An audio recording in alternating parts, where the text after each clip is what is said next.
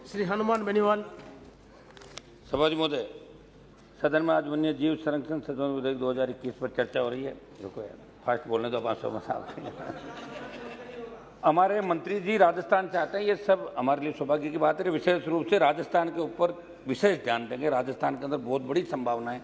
वन्य जीव क्षेत्र, अपना वन संरक्षित क्षेत्र बढ़ाने का भी बहुत बड़ा भूभाग है राजस्थान का, इस ओर आप विशेष ध्यान दें। विधेयक के उद्देश्यों और कारणों के कथन के लिखे अनुसार विधेयक वन्य जीव संरक्षण कानून 1972 में संशोधन के लिए लाया जा रहा है।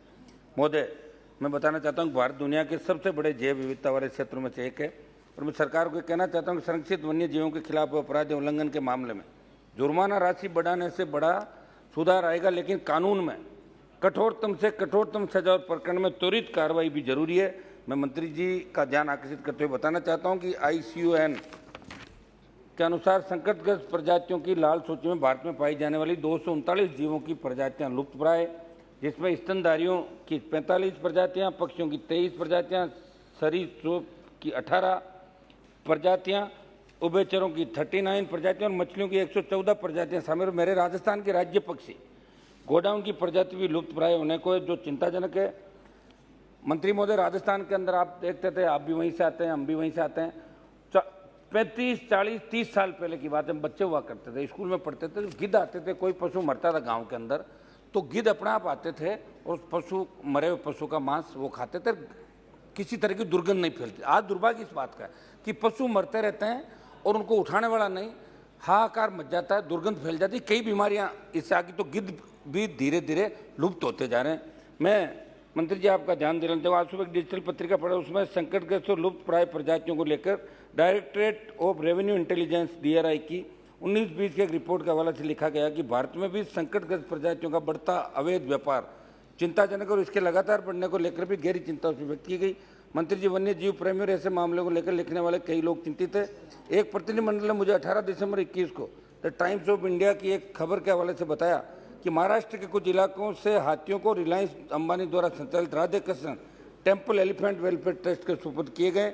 इसी खबर में बताया गया है कि रिलायंस ने जामनगर गुजरात में स्थापित अपनी रिफाइनरी के नजदीक 280 एकड़ क्षेत्र में एक चिड़ियाघर बनाया, जहाँ वन्य जीवों की कई प्रजातियों को प्रबंधन किया जा रहा है। इसलिए जीवित हाथियों के ट्रांसपोर्टेशन को वैध बनाने की पहल ये विधेयक कर रहा है। हाथियों के विषय में प्रस्तावित कानून के प्रावधान वन्य जीवों के संरक्षण की दिशा में प्रगति को मिटा देने जैसे हैं। इस संबंध में जब आप जवाब दें तो इस स्थिति को जरूर स्पष्ट करें कि किसी तरह का अवैध परिवहन कोई किसी भी हालत में नहीं करे, ये इसके अंदर आप बताएं। मंत्री, जो संशोधन आपने इस विधेयक में किए उसको लेकर कई तरह की शंकाएं। आज लोगों का कहना है कि केंद्र सरकार ने लुप्तप्राय प्रजातियों के व्यापार पर रोक लगाने के लिए अंतर्राष्ट्रीय प्रावधानों को लागू करने के नाम पर वन्य जीव संरक्षण अधिनियम 72 में कई प्रकार के संशोधन पेश किए और इसके कारण लाभ होने के साथ वन्य जीवों के लिए बड़ा खतरा उत्पन्न हो सकता है। विशेषज्ञों का कहना है कि इससे हाथियों का व्यापार शुरू हो सकता है और मौजूदा कानून के तहत लकड़बग्गा, लोमड़ी, सियार जैसे जानवरों को मिली सुरक्षा छीनी जा सकती है। नतीजतन इन जानवरों की हत्या करने पर कोई कार्रवाई नहीं होगी, इनके चमड़े के गैर कानूनी व्यापार में बढ़ोतरी होने की आशंका है। इसके साथ ही केंद्र के प्रस्तावित संशोधन के चलते राज्य वन्य जीव बोर्ड के करीब निष्क्रिय हो जाने की आशंका जताई गई है। कहा गया है कि राज्य वन्य जीव बोर्ड की जगह छोटे दर्जे की समिति बनने का प्रदान किया गया, जिसके पास न तो फैसले देने की पर्याप्त शक्तियां होगी, न ही ये जवाबदेह होगा। इस पर भी मंत्री जवाब देते हुए स्पष्ट करें कि किस प्रकार इस बिल के संदर्भ में जो जन आशंकाएं उनका निराकरण आप करेंगे। इस बिल के प्रभावी होने के बाद ऐसी कोई स्थिति नहीं बनेगी जिसका जिक्र मैंने अभी किया है।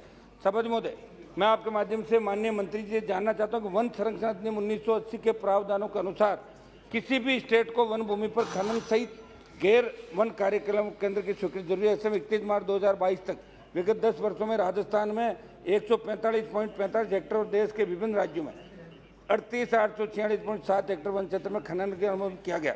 क्या आप राजस्थान सहित देश के सभी राज्यों में ऐसी दी गई अनुमति का रिव्यू करवाने की एक टीम गठित करवा कर जांच करवाने का विचार रखते हैं कि कई प्रकार की दी गई अनुमति की आड़ में वन क्षेत्रों में अनुमति से अधिक क्षेत्र में तो खनन नहीं हो रहा है और वन क्षेत्रों में खनन की समस्त गतियों में पाबंदी लगाने को लेकर आपका क्या विचार है, ये आप जवाब में जरूर दें।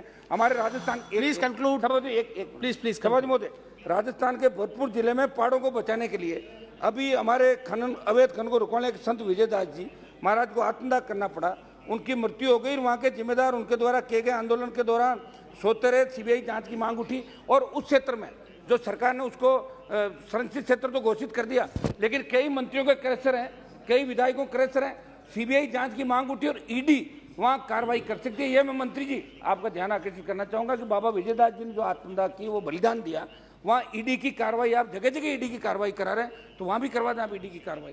तो कम से कम राजस्थान में भी ईडी की कार्रवाई कम हुई साहब। कि हम चाहते हैं कि जो खनन माफिया, जो मंत्री विधायक उस क्षेत्र से जिन्होंने धन अर्जित किया, और एक मिनट साहब, बात तो समाप्त करना, राजा जी बात समाप्त, वाइंड अप प्लीज।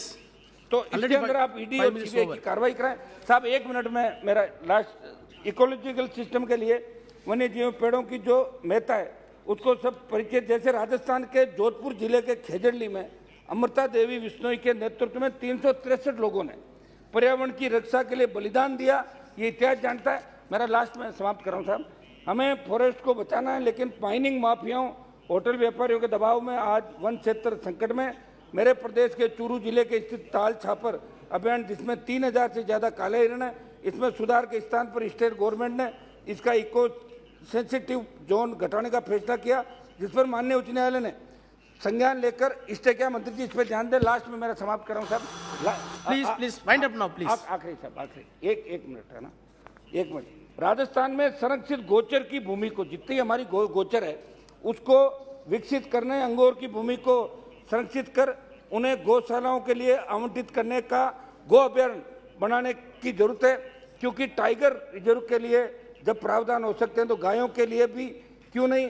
अभी गायों में लंपी स्किन बीमारी फैली हुई है, उस पर नियंत्रण जरूरी है। आपके मंत्री संजीव बालियान जी ने संज्ञान लिया, टीमें भी राजस्थान के अंदर भेजी, गाय को राष्ट्रमाता का दर्जा दिया जाए, गाय को बचाया जाए, राजस्थान से इसकी पहल आप मंत्री जी करें। एक ऊंट का मामला साहब, लास्ट मेरे स्टेट का ऊंट जो राजस्थान के अंदर पाया जाता है, बहुत ही विशेष।